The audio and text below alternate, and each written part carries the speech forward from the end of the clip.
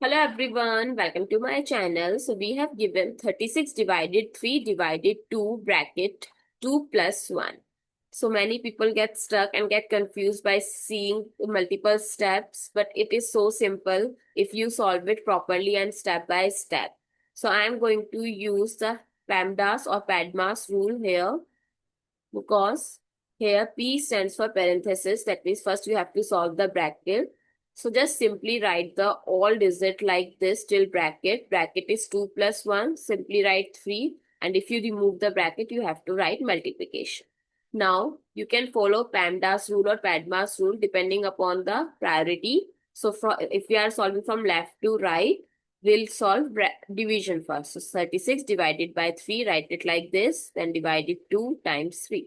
36 divided by 3 is 12, divide 2 times 3, write it like this, 12 divide 2 times 3, 12 divide 2 is 6 times 3, which is equals to 18. So what is the correct answer? 18.